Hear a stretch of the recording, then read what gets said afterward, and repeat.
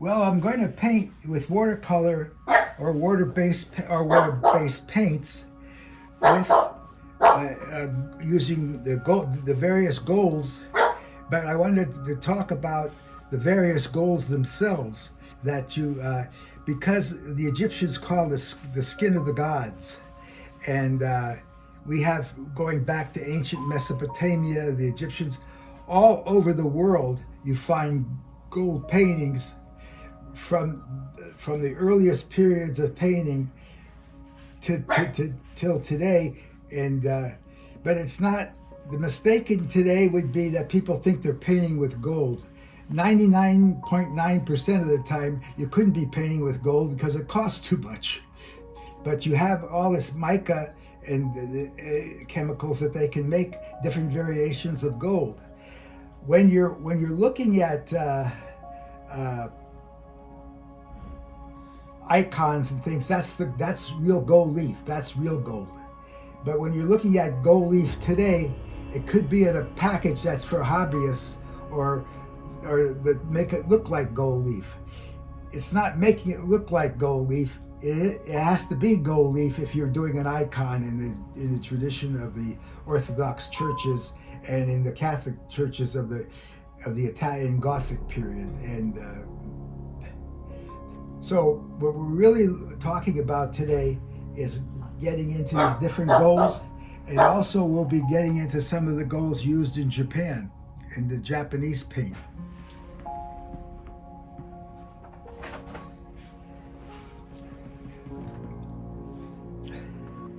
We're going to start up here.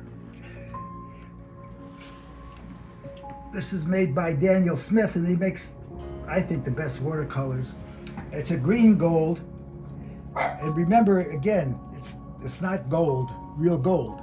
It's just metallic versions of gold, chemical making of gold with the mica product and mica dust. And the period where they used the gold powder to make real gold in a paint tube ended probably around the 19th century.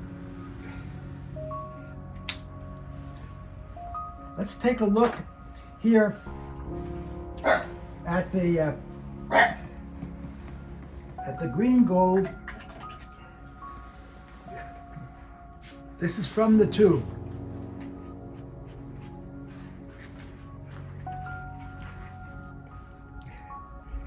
Very green.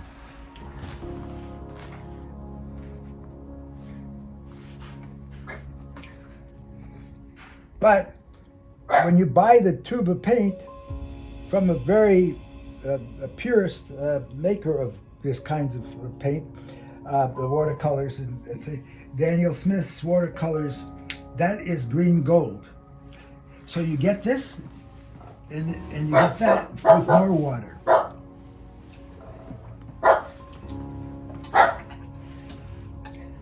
Let's take a piece of toilet paper here and blot it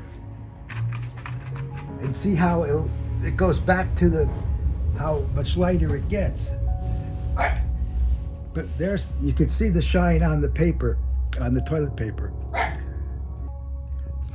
And those little flakes are the mica flakes that are causing the reflection to come about. Don't bother trying to make gold paint. Every paint company that's worth anything can make gold paint better than you can. Unless you want to play chemist for weeks on end, don't try it. If you were a decorator in the 50s, and when I was working in the frame shop, and when I was in high school in the early 60s, you had quote gold frames that with white, and they were called provincial frames. And they just put gold paint over white paint. But people thought it was very popular to frame things that way.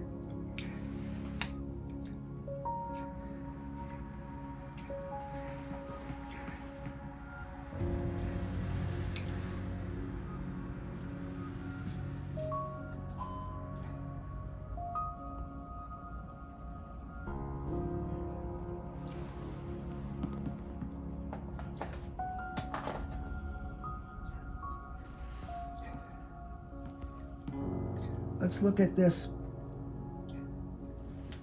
very goldy gold kind of paint in watercolor out of the tube. That's what it looks like. Now they're both called gold. You see your green gold, that's the one that's there, and this one is the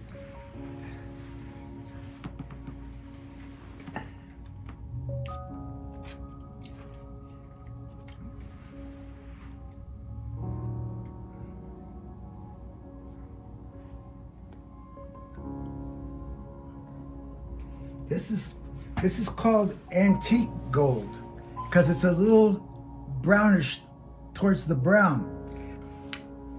Gold in its pure form is just very bright and lighter than that.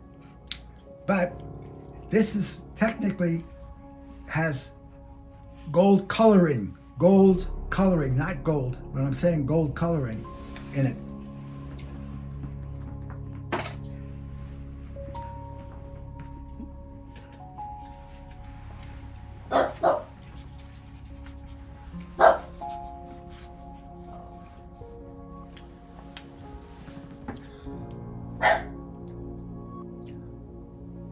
Antique gold.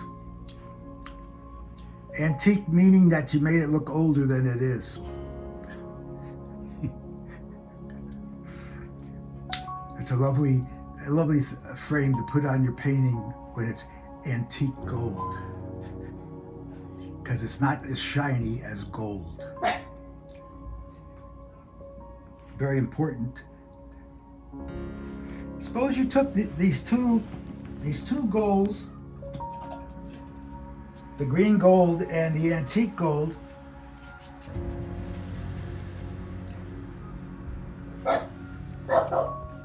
mix them in the middle,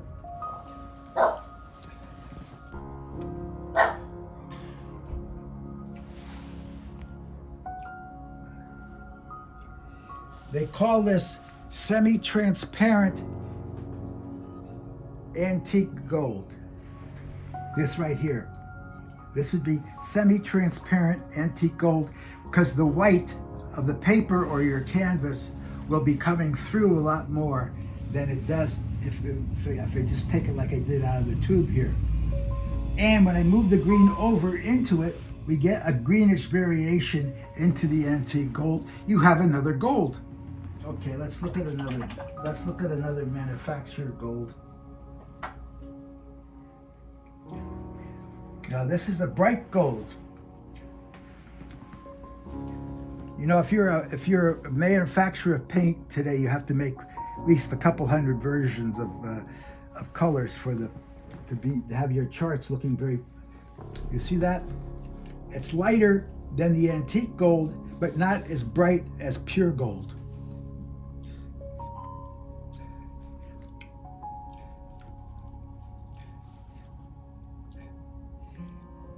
When we call this iridescent gold,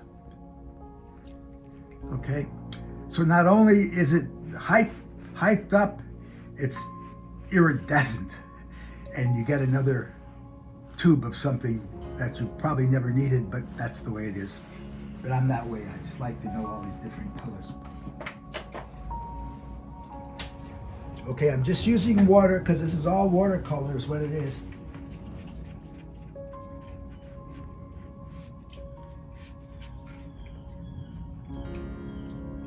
Now that's more closer to what's in the tube. This is with more water, and you can see that. You can see the difference, and you can see the difference between this. This is darker. Okay, this has got more color. Quote.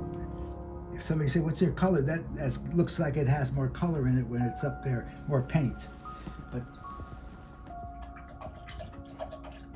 do they all have the same amount of pigment load, or does that vary? the pigment load will be the same of any of the mixtures will have to match up the pigment load. In other words, they have to have the same amount of pigment load that makes that color that color. So the pigment load is very important.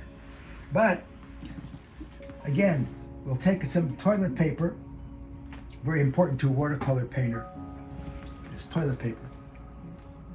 I'm going to go down here and blot out. See how it doesn't blot out it like the other ones. It keeps its color more. Perhaps because it's iridescent. I'll do here.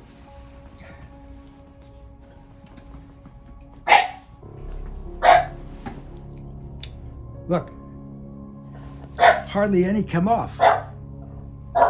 Very important in watercolor is the density of the layer, of how much water you're putting into it. So even though but when it says iridescent, you know it's going to be more intense and won't come off. In other words, when you're adding water to it, it won't get as light. The paper won't show as much underneath, because you're always talking about the watercolor paper showing underneath in watercolor.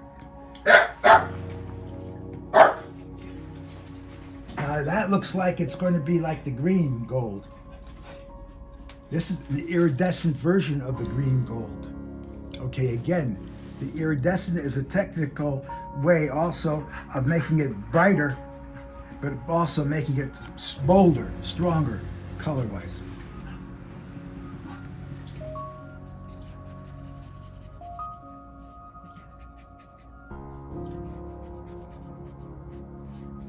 Okay, here we get, this is a lot of water to the pigment, so I get that almost not there, green. Now they're going to call this an iridescent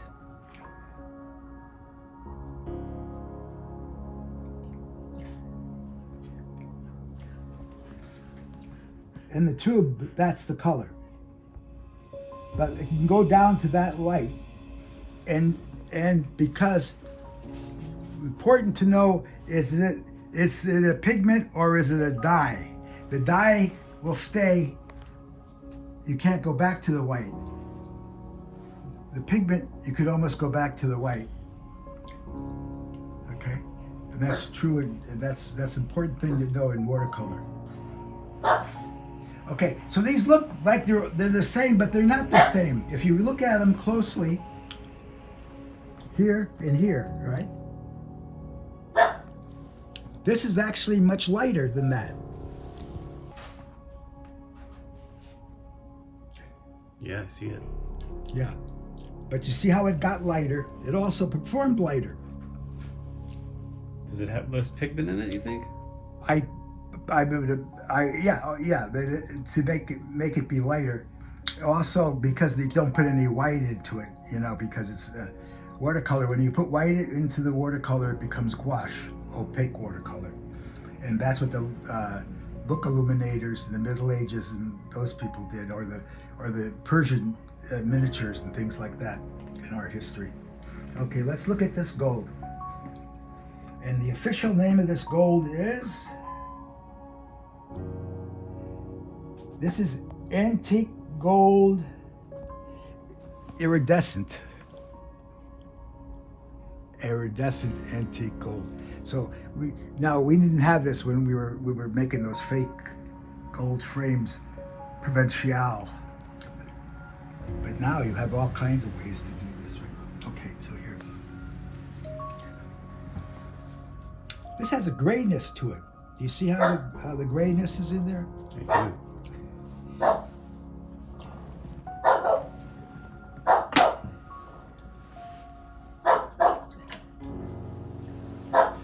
Let's take this grayness. Look. It's pigment. Look at that.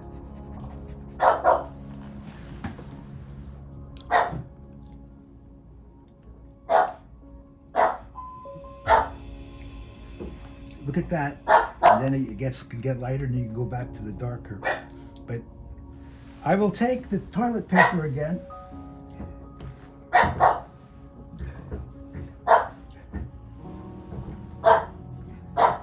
And this should blot up well. And we almost so you got a grayer version of that.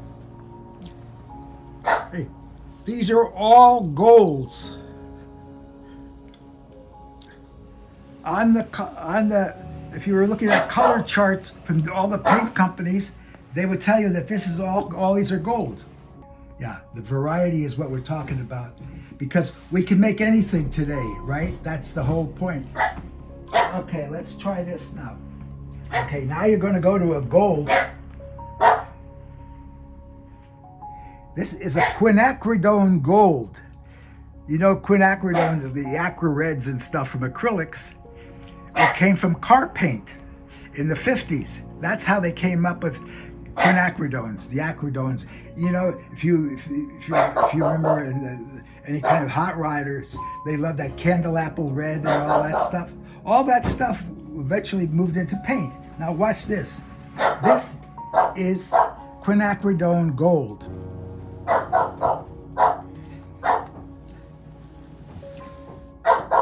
That's it out of the tube. Really dark. Now watch when I hit this bubble here. Beautiful. Intense. Quinacridone Intense. Aqua red.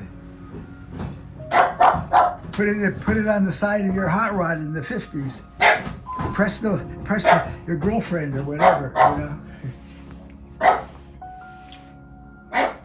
Gold. All these have to start from chemically made gold or real gold if they were doing it, but they all start from that. And these are all I'm showing you is right out of the tube. I haven't mixed any of these. I haven't made those colors up, but they're all gold. Okay, this is in the iridescent family, but it's not. Look at that. It's related to this, okay? But it's not. It's the iridescent version of that, like that, only this. Then I watch what happens. Again, it's gold.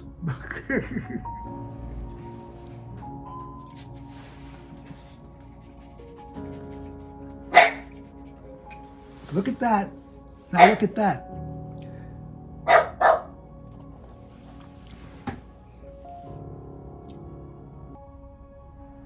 If you had a color chart, where would these fit? They'd be in their own color chart. They'd have to be in their own color chart. The triads, the red, yellow, and blue, and the violet, orange, and green, no, they don't fit. They don't fit anywhere on the color wheel because they're gold. These look the same, but they don't wash out the same. Oh, this looks like the same paint. No, this is the same color. No, it's not. That's not that. So when I'm splitting hairs, literally with my brushes, when I'm splitting hairs and I'm looking for that middle green or something I want in the face that does something different, I gotta keep cutting it, desitting it, and all of a sudden, there it is. But if I just take it out of the tube, the manufacturer has done that, right? Now I'm gonna do some mixing with these. Okay, now we're gonna take a metallic silver. This is a transparent metallic silver, okay? And if I take this silver,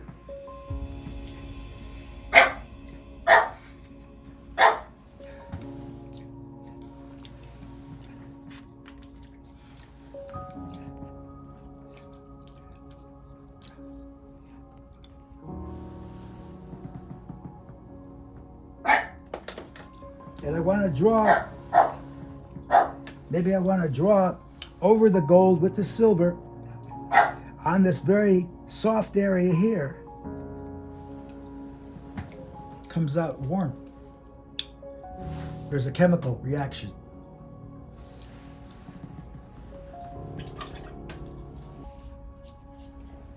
Now watch when I take this white, this, you can see now that that silver is actually quite warm. When it went there,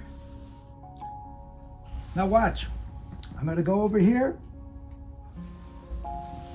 and now it's just going to be the shine of the silver on that up there. What does that tell me? It's not a dye, it's pigment. Dyes can be very beautiful, but you have to be careful how you use them because you can't go back to white. And if I can't go back to white, it can create problems for me when I'm doing my layers, because I'm working in a lot of layers on these watercolor heads. Layers and layers and layers. And every time I put a layer down, I'm changing the color, right?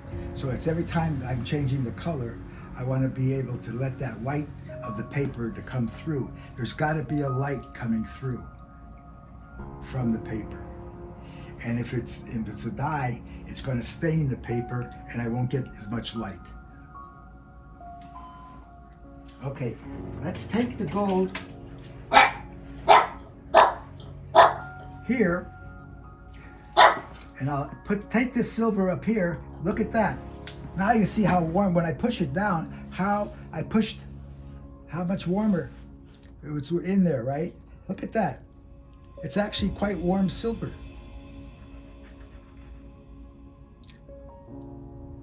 When I took the thickness, when I use it, in other words, when I'm using a lot of the mineral chemical of the silver pigment, when I use it thicker, it's going to be warmer. When I have more water, it gets cooler. And if I have something in the middle, it's going to almost look like it's brown. It has a brownish tint to it.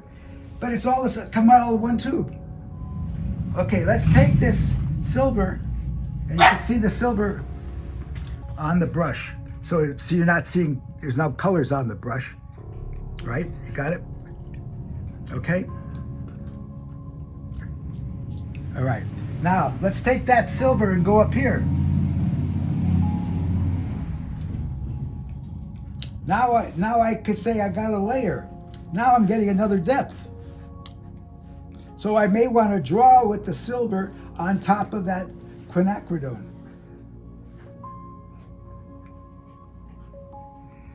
And now I'm setting up a different dimension. Watch, now we're going to go into the Japanese sumi colors. These are semi-opaque watercolors.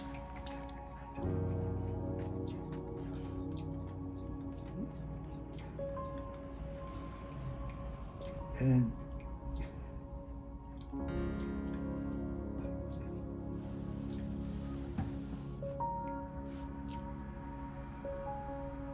see how dark that is.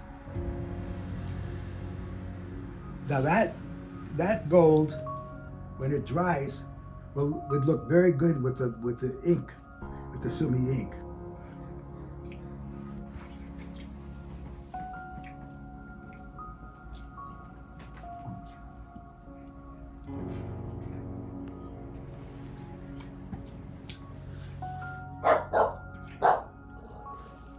That's what it looks like with a middle load on the brush. You can see here that it hardly shows up on the brush because it's not heavily pigmented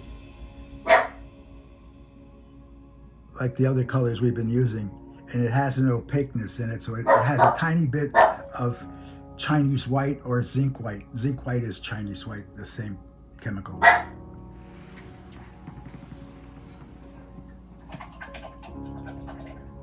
Okay, let's take this gold here. This would be the more brown, the browner the gold, but look at that. Who says it's not brown? Look at where it came from though. You saw that, you think you were getting that, but you got this. Okay. This is this very light piece here. It's just the light gold. Okay, let's take this light gold from the Japanese put it on here, it just picks up the other color and becomes darker. It makes a darker version of the color from the tube. So if I wanted to darken that, I could go to this and get a different kind of a dark than if I just went and got a dark tube of paint. Darker gold out of the tube of paint. Let's take a little black paint.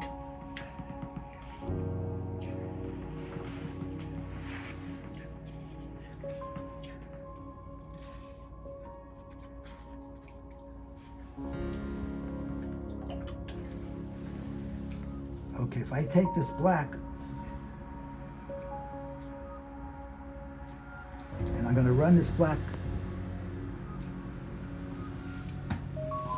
they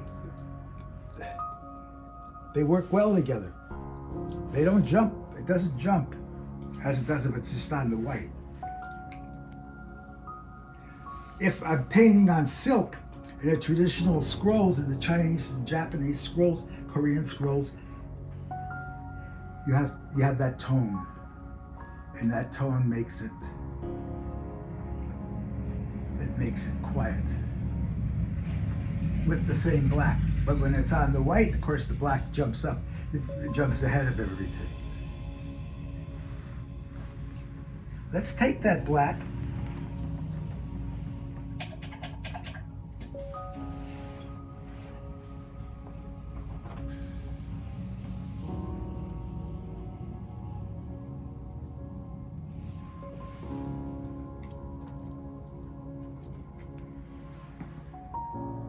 Now what's that?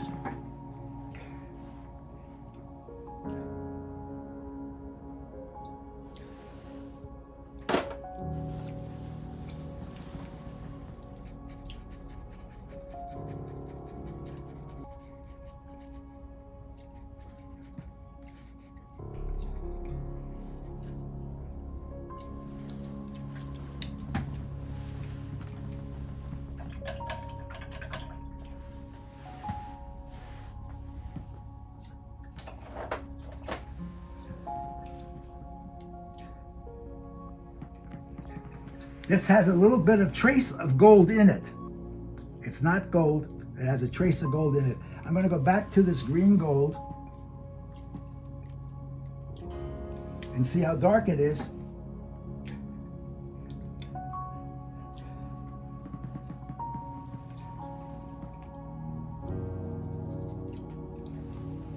It's almost as dark as the black. It has gold in it, so they can say it's green gold, dark. Okay, I'm going to take this green gold dark. We're going to run it down the side here, and then you start seeing the green. And you see a goldish quality to the green.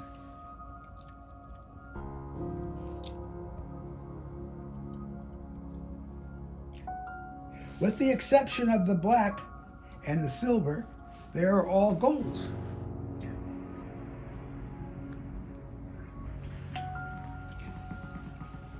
Okay, I'm going to show you a painting that I was working on for a few days.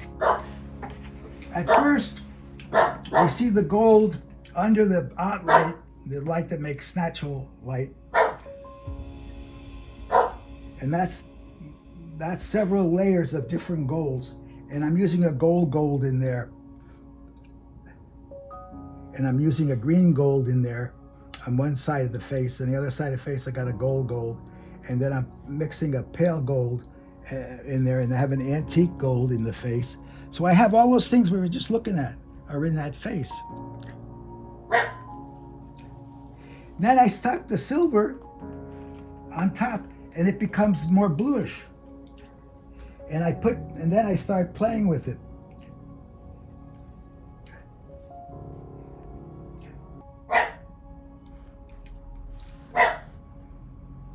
This is a Quinacridone red violet back here, and the back up there, and then down here I mixed some earth tone into it.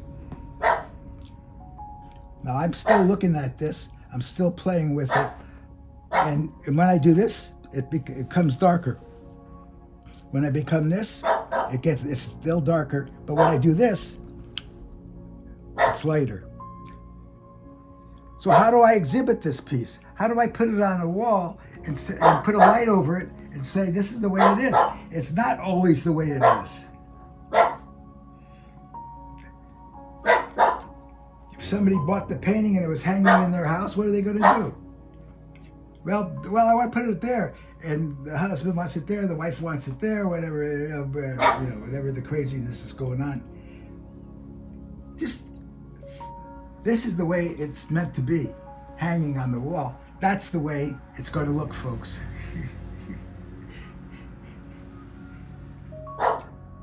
Now when I get it under here, the silver is more blue than it looks when it's out. But I'm looking at it now and I know it's not finished at all. So this may change many times before I'm finished with it. I mean, one day it looks like this, the next day it looks like that. And in watercolor, when it dries darker, usually. Usually is the key word. You want to make a rule about something?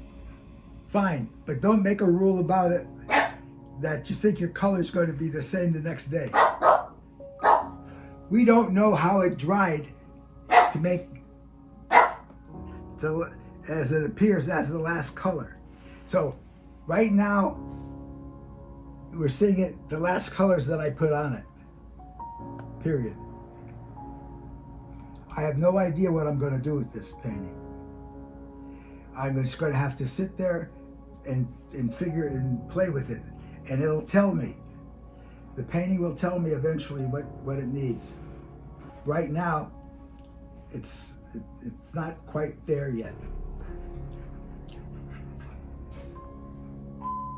And that's what art is. Art is not quite there yet.